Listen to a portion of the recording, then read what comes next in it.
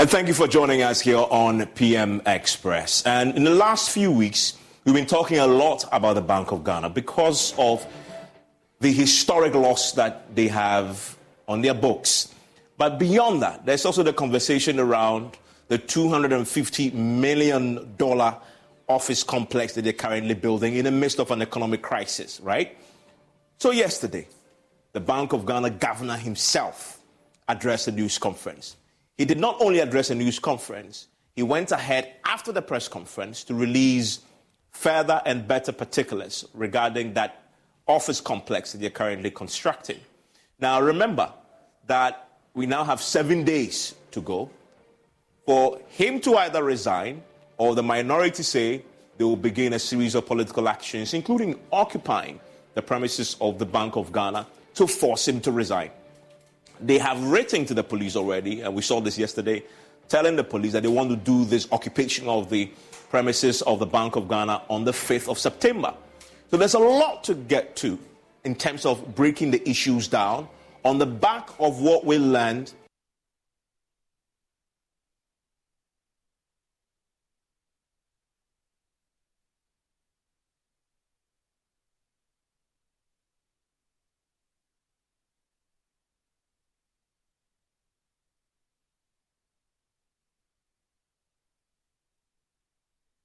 In 2019, they posted a profit of 1.6 billion, and this continued really also into 2021. So these were good years. But then look at that outlier in 2022. From a profit of 1.4 billion the year before, we are now talking about a loss of 60 billion. That is actually very jaw-dropping. And that is why the conversation has been that intense. This gives you a sense of what we are talking about. From a profit of 1.4, we're now talking about 60 billion. Something really catastrophic must have happened leading to this particular problem that we are talking about, right? For you to move from a profit of 1.4 to a loss of 60 billion, it is one that has a lot of people talking. Now, that is just a basic picture. That is a basic picture. We then began to delve a bit deeper into the numbers. And then we found interesting discrepancies. And these are important discrepancies. Because remember that we got to know about the 60 billion loss in the BOG's annual reports, right? And then yesterday, there was a press briefing. So we began to just check, very basic check, the numbers that we read in the BOG annual report. Do they tally? Do they match with the numbers that we heard from the central bank governor yesterday at the press conference? And then we began to see discrepancies. The first discrepancy we saw, and I want to go back to the table I showed before. Look at the profits, right? Now, if you come to this particular picture here, you begin to see that the numbers aren't the same. So this part here is the numbers that have to do with the annual report. So the 1.8 billion profit you see there from the annual report. However, from the press conference yesterday, the central bank governor now gives us a different figure of 1.60 billion as profit. So what is happening there? What is accounting for this difference that we see in that particular number? They can be only one number. So we are asking those questions. And now you come to the next number, which is the next year in question, the 2020. Again, in the annual reports, we're told of profits of 1.57 billion. Yesterday, we're told of 1.5 billion. And it continues to 2021 of 1.4 billion, which is at the press conference. But if you read the annual reports, they're talking about 1.23 billion. So there is something there that needs explaining, right? And that, for me, is one of the first basic things that we saw in this particular numbers that we are beginning to look at. Then also, we come to the subject of some of the key things that had happened when it comes to the health of the economy. And when we got some explanations from the central bank governor, annual borrowing was just to meet the debt service and energy payments obligations. And these two items alone according to the Bank of Ghana governor, accounted for that significant hit that we had to take when it comes to our external reserves position. Okay? And so that again beginning to explain why we're beginning to see this huge loss on the books of the Bank of Ghana. But the Bank of Ghana, beyond that point, makes an issue that if you look at the loss that they've suffered, it is really down to two things: the economic crisis, the also preventing a total collapse of the economy. And if you read in between the lines, the Bank of Ghana was telling us that had it not been for the Bank of Ghana, we would have suffered the Sri Lankan curse, where the entire economy collapsed, essential goods could not come in because they have run out of funds to bring it in. But the Bank of Ghana had to step in, give government and finance, the government's own purchases, and that is why you saw the loss. And so they were the buffer. And they actually did this economy a great favor, and they had to step in. So that was a fundamental explanation from Ernest Addison on this matter, right? But then if you come to the Bank of Ghana's headquarters, and I want to go this, and I'll go back to that slide I showed before because it's important. And now we are talking about the office, right? The office complex that they are building, which is also a big conversation. The fundamental question that anybody criticizing the decision to build is raising is not that the Bank of Ghana does not need the office, but the question is about the prudence of spending $250 million at the time of great economic crisis. Even great is understating it. It is historic. It is the greatest crisis of a generation, something we haven't seen before for a pretty long time. So this is historic in terms of where we are. We have the DDP for the very first time. Government has failed to pay its debt, and people are taking haircuts. So is it prudent to spend this amount of money, $250 million, to build an office complex for the comfort of the BOG at this time? And then you begin to see what the BOG's own cost timelines are. And so the first thing we learn is that as of 14 January 2020, right, the BOG estimated the cost to be just around $100 million. But then you come to 29th January of that same year, when the PPA looked at it, it revised downwards to $81 million. And then you look at 6th of August that same year, and then we're seeing that that amount is now $121 million. That's at the time of the award of the contract. When we signed that agreement, it was that amount, $121 million. So it moved from 81 to $121 million. And the minority have asked questions about this. Now, what is accounting for this $121 million? And they've set variations. But you'll notice by now that I haven't mentioned $250 million. So where's the $250 million coming from? Because even as of 31st August 2020, when the PPA actually approved the final contract, it was still $121 million. But we've heard a lot about $250 million. So how much is it? Because this is according to the BOG just yesterday. And their upper limit figure, if we're spending anything really above what was originally thought of as of, let's say, 100 million or even 81 million, it should be $121 million, according to the BOG's own chronology, right? So that's the fundamental question. But then we began to maybe understand where this $250 million came from, right? The minority is claiming $250 million, by the way. That's their claim. When we begin to look at the cost per square meter, and then the picture then began to make sense. Because if you take 268 per $2,068 per square meter, that is what the BOG tells us that building, that office complex is costing per square meter, $2,068 per square meter. And by the way, that building, according to BOG yesterday, the total floor space is in excess of 100,000 square meters. All you need to do is to multiply this figure here by this figure here, and we got $206.8 million at least, because the 100,000 square meter is in excess. So at least the BOG's own numbers per square meter, if it's $2,068, multiplying that by 100,000 square meter should give you at least $206.8 million, right? So That then begins to raise additional questions, because I want to go back to the point that the central bank governor made yesterday in the Fed and Better particulars they shared, because their approved amount ended at $121 million. But when you do the actual multiplications based on the square meter cost, it is what I've just said, 206 million. So something must be explained, right?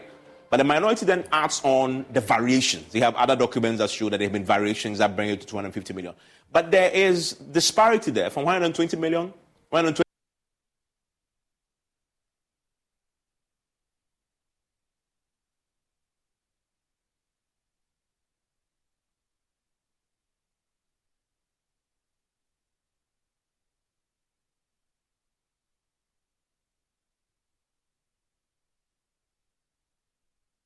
Not have been a priority. That is Ernest Addison yesterday. So he agrees.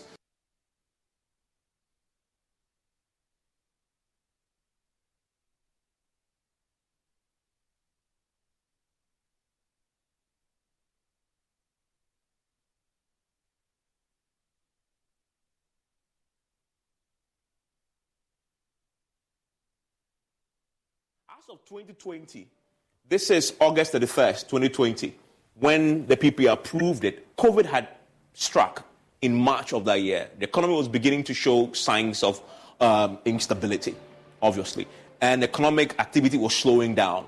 In fact, it was in March of the next year, 2021, when the site was finally handed over to the contractor to go in and start construction. My point is, as of 2021 March, when the construction site was being handed over, the economy was showing signs of instability.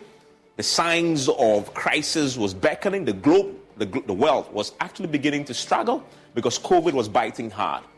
At the Bank of Ghana, one of the things they do is to make projections, is to forecast.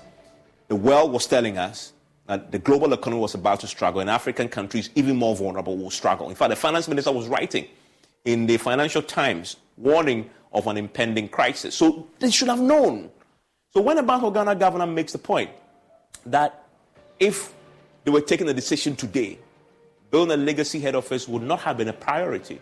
The argument is, the evidence showed then, if the Bank of Ghana was forecasting properly, that down the line, a year down the line, we were facing a challenge. So what went into that evaluation that was done, if you reconcile that with his position on this matter? So those are the few of the things that we begin to see in this matter. And you see the revised cost there. But the Bank of Ghana argues that if you look at the per square meter of 2,068 compared to other properties on the continent, we're doing far better and saving the taxpayer a bit more. Because, say, according to the Africa Property and Construction Guide, it should be costing us anything between 2,658 per square meter or 2,720 per square meter. So they are, in effect, telling us that 2,068 per square meter, actually great negotiation, and we're getting value for money. So we checked that document, and then we found two things. I mean, we of course, New York is in a league of its own, so don't focus on New York, don't focus on London or Hong Kong or Dubai. Just look at the BOG itself talks about Africa. So you look at Johannesburg, and they had 1,190. That same document that the BOG referenced, right? And Ghana is there. So this is just a few of the questions that this still raises. Has it answered all the questions from yesterday? Obviously not. Are there more questions to be answered? Obviously yes. And that's why my guests come in. When we return from the break, we'll get their thoughts on what we've learned from yesterday into today on this Bank of Ghana matter. Stay with me.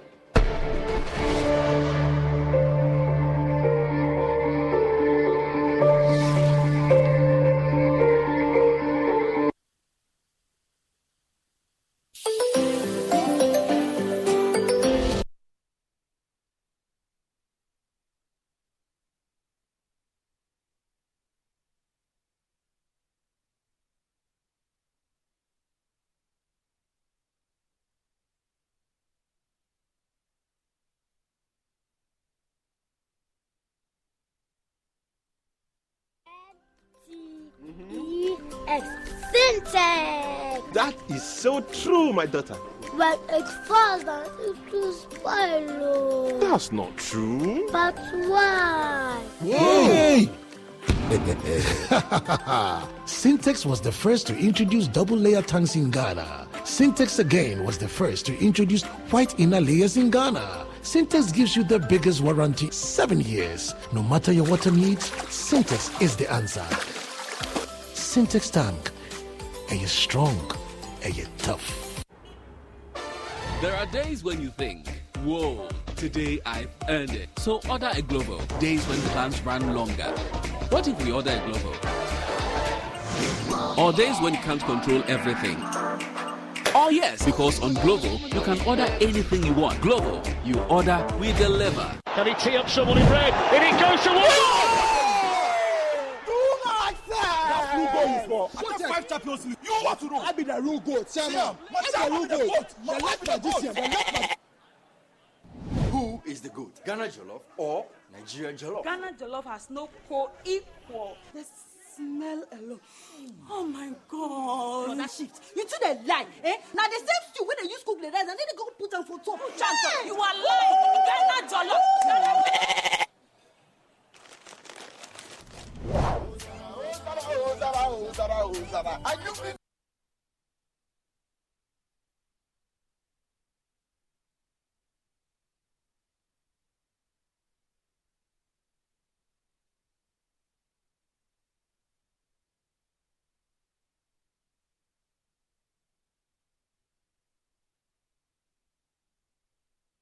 Football, music, and jollof. Alomovitus always bring.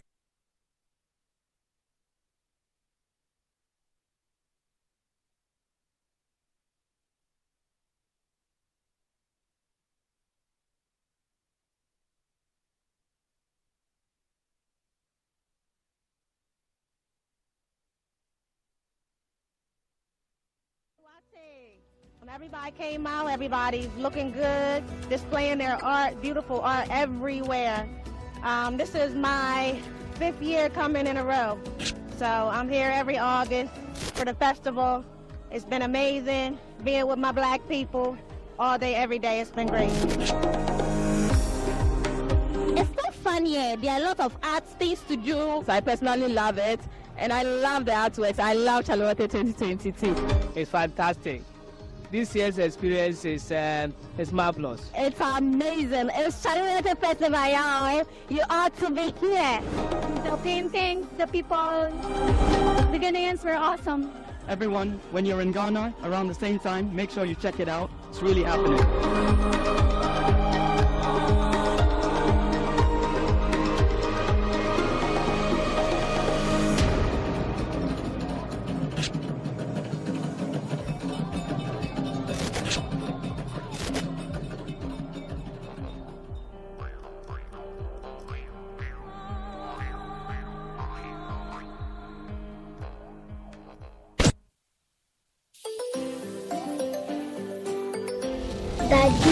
Daddy, this tank is big. Yes, that's true. It can store a lot of water.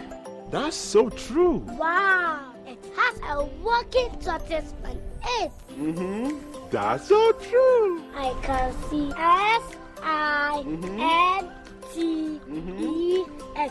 Syntex. That is so true, my daughter. When it falls down, it will spoil. That's not true. But why? Hey!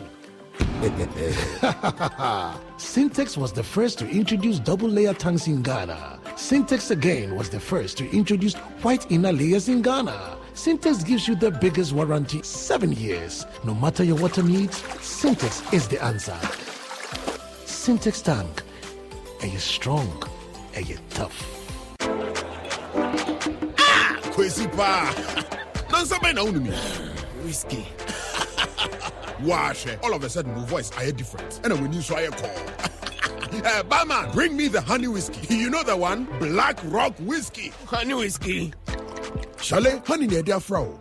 Black Rock whiskey is strong. Now she taste me is smooth and it goes down easy. Excuse me. Barman.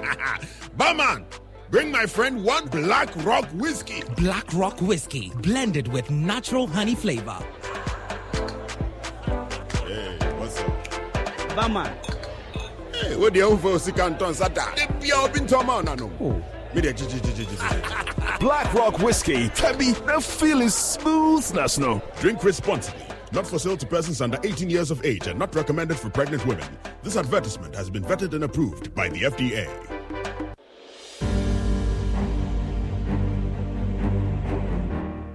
My name is Tina. I am a person living with HIV. I got to know my HIV status after I gave birth and lost the child because of HIV.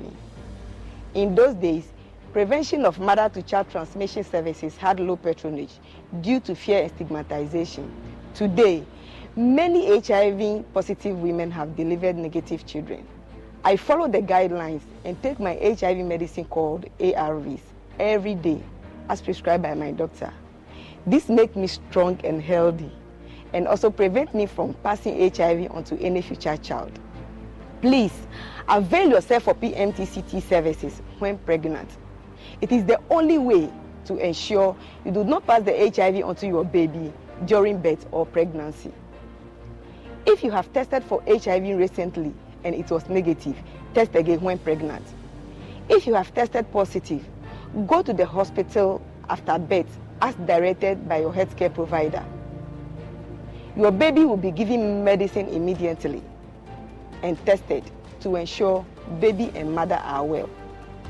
Let us work together to have an HIV-free generation. Our children must be free to shine.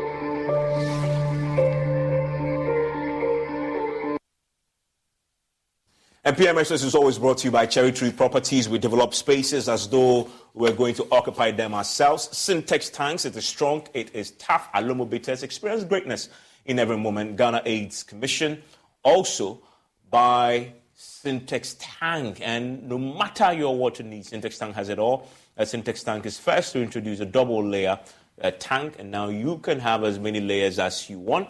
Syntex Tanks is first to introduce white inner layer tanks in Ghana, and we now introduce to you the customer specs order, which lets you order any color and size of preference. Just imagine just calling them and having a bespoke service when it comes to tanks, water storage tanks, and they have a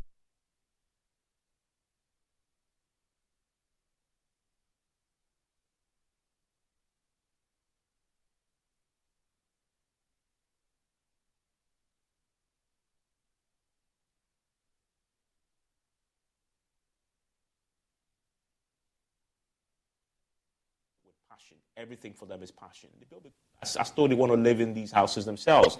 Talk to those who have Sloane Square. It's a new gated community development at Sakumono, developed by Cherry Tree Properties. It's a one-of-a-kind, well-planned luxury you've never experienced. Call them on 0553 662 366. Cherry Tree Properties, sophistication and class. I want to bring in my guest right now, Professor Godfrey Bokwe, Professor of Finance at the University of Ghana. Seth Tekwe is the former finance minister, also join us, and Nana Utu Champo. And I want to start with Prof, because Prof was on this show, this must have been early this year, and he made a profound prediction about the central bank. He almost foresaw where we're going to go.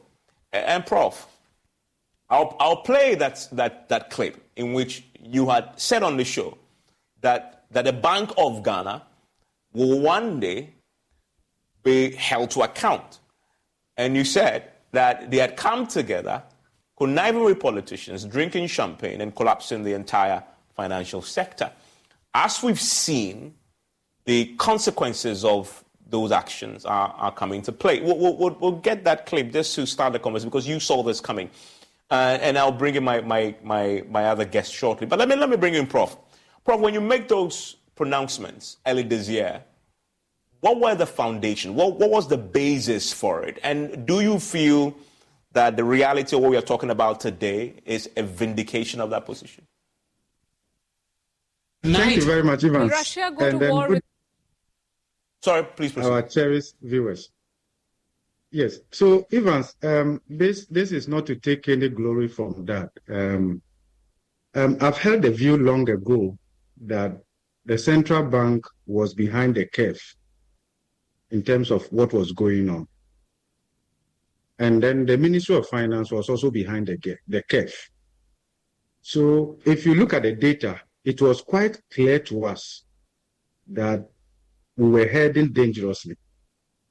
In fact, from the third quarter of 2021, Evans, it was clear to us that the country needed to have signed up for an IMF-supported program. Then the government introduced e-levy. We assessed the e-levy as a policy instrument, right? We interrogated assumptions underlying the e-levy. We looked at it from the perspective also that if government were to be able to rake in all the revenue from e-levy, it wasn't going to solve the problem. And that the 2022 budget failed to assure investors of a fiscal sustainability pathway.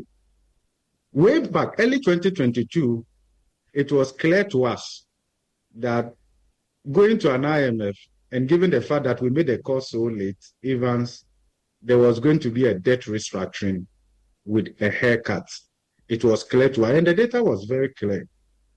We picked this also from, look, Evans, if you look at Ministry of Finance's own internal debt sustainability analysis towards the end of 2019, it was very clear that we had breached a number of the debt sustainability policy dependency thresholds.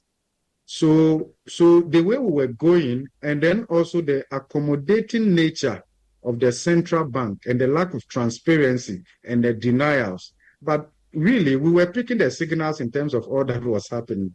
So you could do the projections. You could do the projections. That's why he did that. But guess what?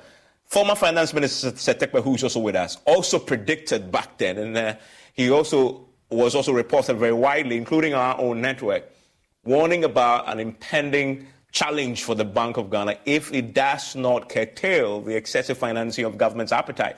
And Mr. Setekpe, let me bring you in here on that point and challenge you a bit with what we heard from the Bank of Ghana yesterday. The Bank of Ghana admits they did what you were telling them not to do. They were overly exposed to the government, but they had to do so to save this economy from total collapse like Sri Lanka. They had no choice, did they not? Hello, Mr. Tekwe. Please unmute for me. Yes, can you hear me now? I can, yes. They had no choice. Yes, you warned, but they had no choice, did they not?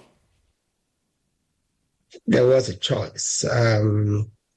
Because I think we should put a lot of focus on the budget deficit, the bailout costs being added as footnote and excluded from the calculation of the deficit, which we have been pointing out since 2017, 2018. The depletion of ESLA, collateralization, instead of using it to pay the energy sector debt, today it is part of the domestic debt exchange. And I can go on. And we have cited this, we've written about this. But the connection with the central bank is becoming obvious. In the statement that was issued, no timing was given, but you could see in the statement that Bank of Ghana there were auction failures. Those of us who were, auction failure means BOG, Government of Ghana needs, let's, for simplicity, 100,000, it can't get 100,000, or 2 million can't get it. All it could get was, say, 1.5 million. And then BOG comes in and supports. That's what the auction failure means. It means that, it's in the statement. It's also mentioned we did mention. In fact, in 2019, the IMF won. The IMF actually adjusted our deficits and debt numbers in Article 4 before 2020, which is why the IMF is pointing out, prior to the program, if you read the board release, that there were pre-existing gaps, and they want in the rapid credit facility, right? So the financing that was sought, we gave to the 1 billion, was equivalent of 3% of GDP. Evans, if during COVID we have had 6 to 8 billion, 6 billion US dollars, including Bank of Ghana's $1.7 billion equivalent, IMF 1 billion, World Bank with African Development by approximately 1 billion, SDR 1 billion.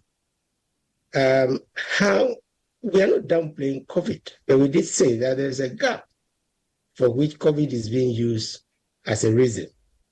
All these flows would have been used to make a correction. And don't forget that the Ministry of Finance or the government requested a special waiver for Ghana to treat the COVID loan as budget support. When in actual fact, the tradition has been that anytime funds come from the IMF in particular, it went to the central bank as buffer, for our forex reserves, for which reason it was the central bank that usually paid for that because that is where they got their money, right? So the bells were tolling when, in 2020, after the one in 2019, we went for that.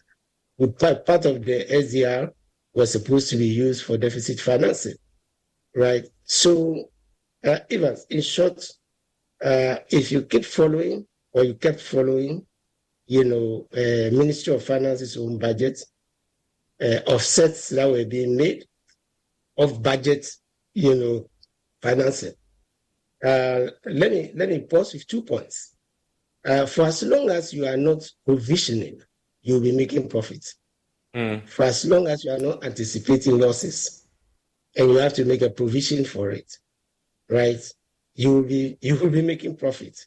But when the losses hit you, it's same as government. When the losses hit you during crisis and the rest, then that's when all the profits you've been making become paper profits. But can we say, though, can we say, because the Bank of Ghana is very clear yesterday, that they had to do this because of the economic challenges the country found itself, and they became the buffer. In fact, if they had not stepped in, would have gone the Sri Lanka way. Can we say the Bank of Ghana was reckless? Listen, it's not the time to use tough languages that would divert. I want to focus on the facts. No, I get it, but I know you want to focus there, but if we can't say that, then doesn't that justify their point?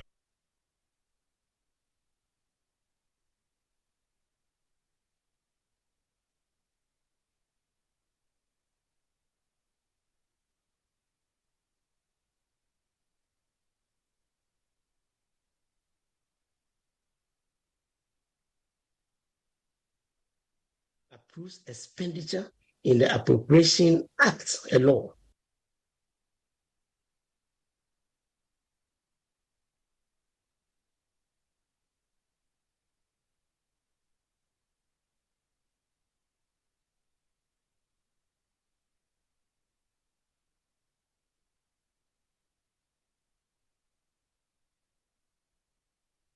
So the second point I was going to make is probably a separation of dependence and accountability. GRA has independence, operational independence.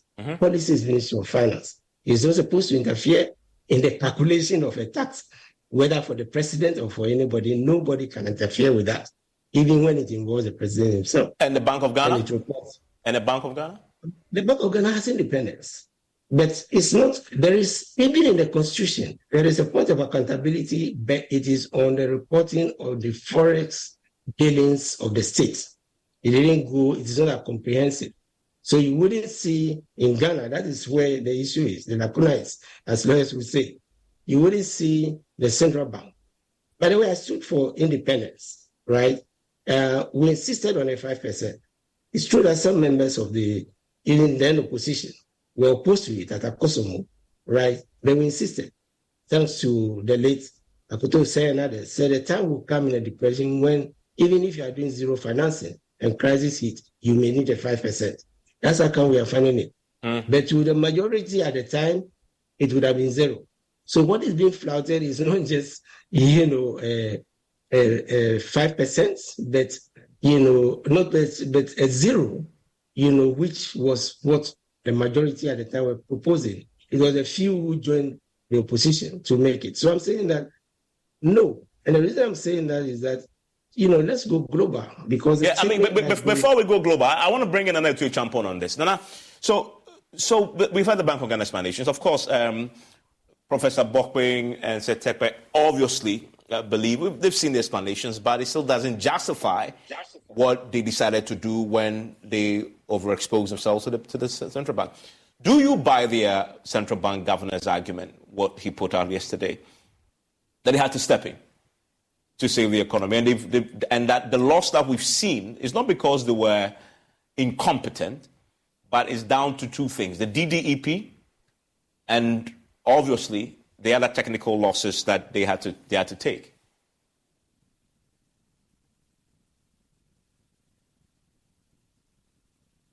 Yeah, I agree that losses were made, but I think all this argument is coming about because of the losses that were made. And it would have been appropriate to start with dissecting those losses. Yeah. Now, this 60 billion loss that was declared was principally caused by the DDEP, which formed 80% of that 60 billion. 48% was DDEP loss from that figure, and 6 billion was from normal loan losses. Put the two together, and it's 90% of that 60 billion loss that has been declared. So I think the argument of bringing all those technicalities don't help the average Ghanaian to understand what had happened. What we need to let the average Ghanaian understand is that, yes, Bank of Ghana came up in 2022 as opposed to 2019, 2020, and 2021 with a loss of 60 billion. And what is the composition of this 60 billion? And I'll re-emphasize that 80% of that 60 billion was as a result of the DDEP. And the DDEP, we know, was occasioned by two major events, the COVID-19 and the Russian-Ukraine war. So I think there's no gainsaying in coming up with, I predicted that Bank of Ghana was going to make a loss, and they've really made a loss. Because if the DDP hadn't come in, they wouldn't have made a 60 billion loss. Look at the financial statement. They made an income of first, let's define what is profit, where your expenditure exceed your income. The income they made in that year was 5 billion. The expenditure they made was 66 billion. Deduct one from the other, and you end up with 60.8 billion. And that is a real loss. And that is where the explanation should be to the average Ghanaian, rather than going into these technicalities. And we know that this 60 billion loss, with 80% coming from the DDEP, is only a technical loss. It's a loss on the books. It's not a real loss. So please, let's try and put this thing in perspective. And if we do that, we will be helping the average Ghanaian to understand what has gone on. Because in the absence of that, we just confuse people. Prof, what do you say to that? Well, I think that you want to look at monetary policy from a more technical perspective. And also you want to look at it in terms of, this thing just didn't happen in a single month. It's over a certain period of time. And you are looking at it that the central bank ought to be proactive, both in terms of the projections, the assumptions, and all of that. The losses we are talking about here is not just technical. there is actually a 50% haircut on principal. That is not going to be paid back. That is not going to be paid back. But how is that a fault of the central bank? Just the circumstances they found themselves in, they had to step in. When we're talking about the impact of the DDEP on the banks, we saw variations in terms of the level of exposure from one bank to the other. And we made the point that the central bank overexposed itself to the government. That is a decision of the central bank. In the wisdom of Parliament, they set a limit of deficit financing to 5%. This was way abused. Okay, so we are talking about principle, we are talking about the law. We are also talking about the lack of transparency and disclosure around all this excessive financing, which is now a matter of public debate or is now a public evidence. Remember, early part of 2022, when this issue was raised, it was denied. But it wasn't so difficult because we knew it was just a matter of time and the truth will be out there, especially when the government, at the end of the day, made a call to the IMF on 1st July 2022. We knew it was just a matter of time and light will be shown around all of this. And therefore, the evidence is what we are talking about today. So what we are saying is that we have worked so hard over the years in fighting for the operational independence of the central bank. And if you look at the way, the accommodating nature of the central bank, which enables fiscal slippages to go on the way we have seen, in itself doesn't help the effectiveness of the monetary policy that the central bank was doing I need to ask this. In bringing inflation down to engineer growth. You've talked about the independence of the central bank. Realistically, you expect the central bank to say to the government when they came to it, talking about the haircut that it took, 50%, etc., that, I'm sorry, we can't do that. Is that a realistic proposition? No, the point is that, look at it this way. The central bank should have seen this long ago. The central bank should have seen this coming. And done what? And taken steps, okay, to limit its exposure. You see, and if it gets to the point and you realize that, you know what, the pressure on me, I cannot, you step down. When you say step down, what do you mean? The governor. The point is that, you see, we can justify this and explain this, but we are setting the precedence. We are setting the precedence. And then also, if you look at the level of losses that the central bank has taken, the implication for the moral authority of the central bank and how stakeholders will view the central bank, I think we could have done better to limit that exposure. Let me ask a simple question. Do you, however, concede that their intervention, no matter how ill-conceived it was, or they possibly been failed, as you've suggested, to forecast and take preemptive measures, however, saved the economy from complete collapse? Do you accept that at all? We had options from the fiscal side. Evans, it wasn't as though we had no other option except this. We had said this long ago, that we needed the fiscal side to respond appropriately. So for the central bank to have stepped in the way they did, yes, we can explain that, of course. Probably if they hadn't done that, there would have been full-blown economic crisis and all of that. But you see, the extent to which the central bank exposed itself raises serious questions. And I think that we'll probably need some independent body to investigate all of this and make proposals and reforms going forward, right? It's very, very important because, you see, as a lender of last resort, you don't render it to this extent. The leadership of the central bank had that obligation to preserve that. And I think that wasn't done. I want to bring Setekwe into this. Setekwe, on that same point, the central bank also said something that was interesting, and it has to do with your tenure as a finance minister. It says, you'll recall that in 2027 and 2018, the Bank of Ghana incurred similar negative equity from the impairment of legacy liquidity support loans granted in 2015 and 2016 to insolvent banks. In fact, it goes on to say that as far as losses are concerned, this isn't the only time they've incurred a loss. That they've also incurred losses at the time that you were finance minister. So in other words, this isn't new. It isn't actually something that is out of the ordinary. Sorry, please unmute. I can't hear you.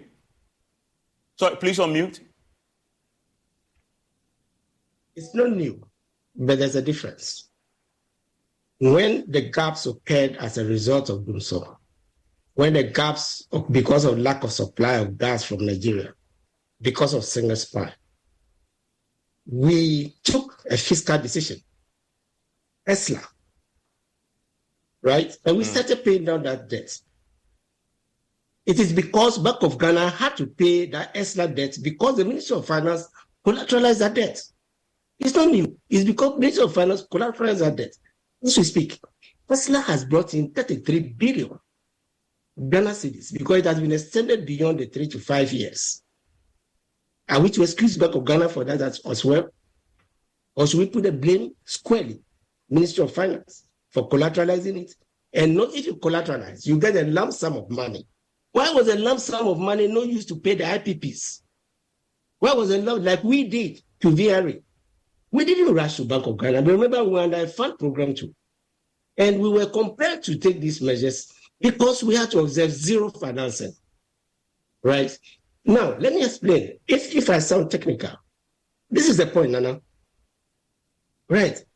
You have, let's say you have a joint account with your wife. Right? You have a joint account with your wife.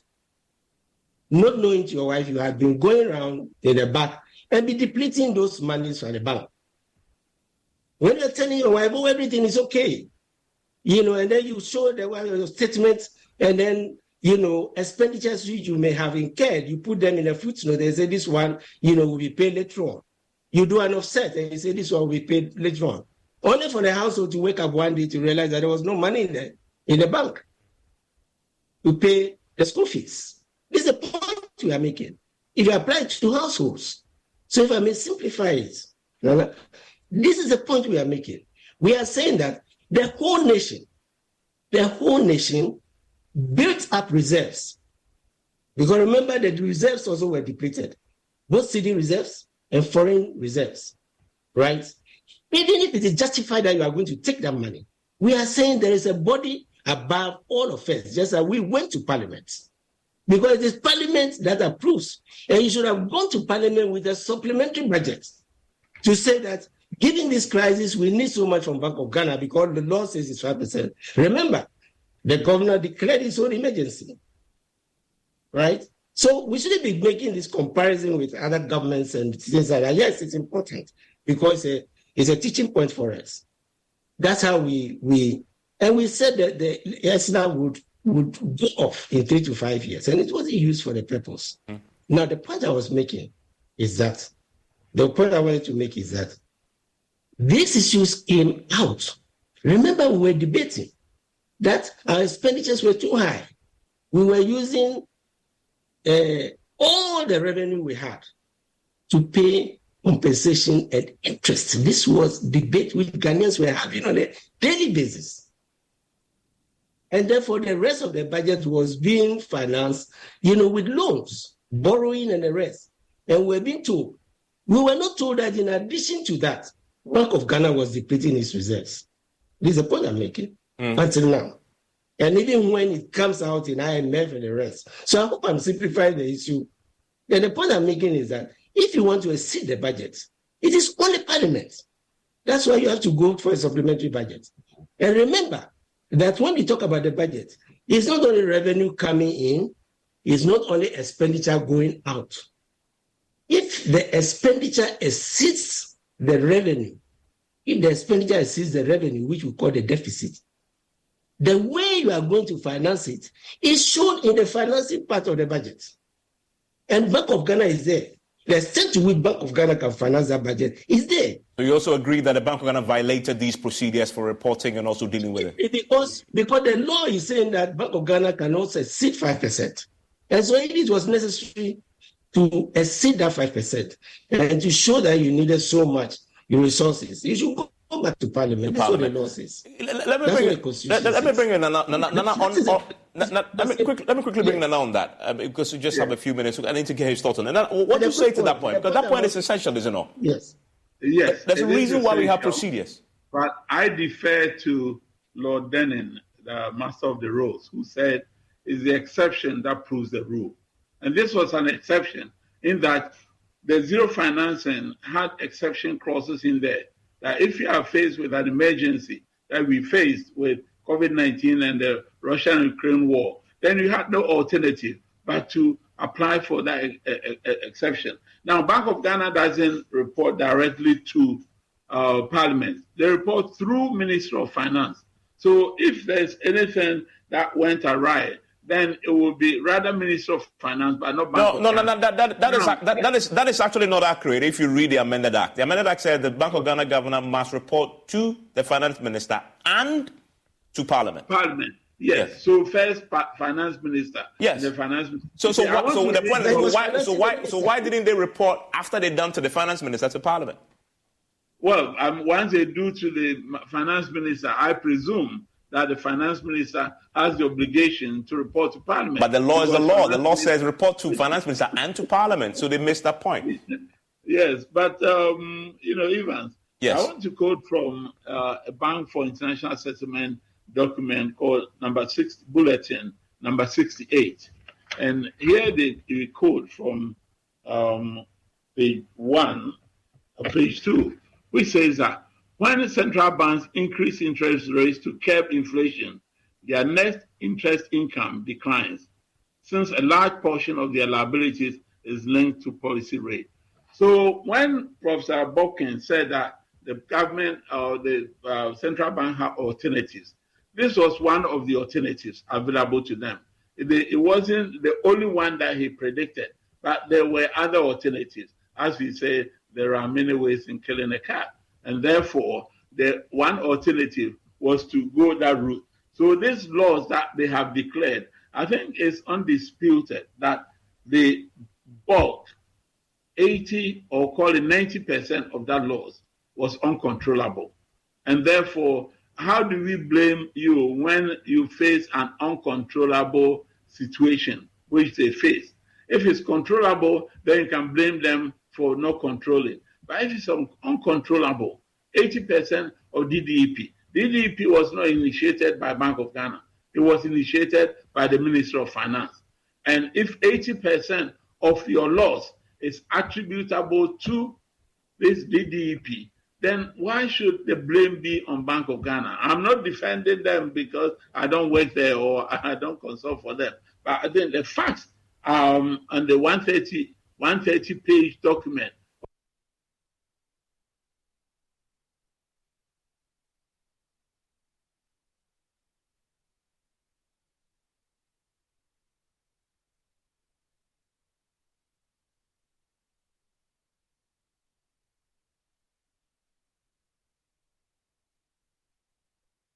that the Bank of Ghana itself was not being prudent. Evans, I think the governor, after issuing that statement on the law situation, issued another statement on the history of this 250 million. True. And it goes back 3 years. So it's not the current year. Except that, Nana, yes, it goes back 3 years. But the time that they were handing over the site to the contractor to build, it was in March of 2021, at the height of COVID, when the entire world was bracing for an economic crisis, and everybody was warning us that we're going to face these headwinds. And yet, Bank of Ghana should be projecting, should have known that there's no way you should be spending that kind of money at that time. Well, they should have, but then, I mean, as a human institution, they admit that, yes, mistakes can be made. But in this instance, I think they explained that because the commitment was made way back 3 years ago, there was no way they could have stopped it at that time. And the governor said clearly that if it had been done in 2022 when they faced this 60 billion loss, then it would have been a misplaced priority for them to have embarked on it. So I think we have to give them the benefit of the doubt. And I need to wrap up on here, but Prof, I have just 30 seconds. You've heard the point there he's made, that you really can't blame them if you look at the numbers. So what should happen now? I think that, if you look at the connection between the central bank and Ministry of Finance and government, right, it tells you that this is something that perhaps they were conscious about. They knew what they were doing. The lack of disclosure and transparency around it and all of that. So I think it doesn't bode well for building institutions. And it's what should happen? What do you recommend should happen now? I'm thinking that there should be an independent body to look at all of this and make recommendations. Okay. Because what we are talking about here goes beyond just one regime, even though you can see exceptions between the two main political parties, so that we can learn from this, right? So that as a country, we are guided. And then we take the issue, our allegiance and all those things may not be able to solve all of these things, but we need to look at things objectively. Thank you very much, Prof. Thank you, Setekwe, and thank you also, Nana, to Champon. Enjoy the rest of your evening.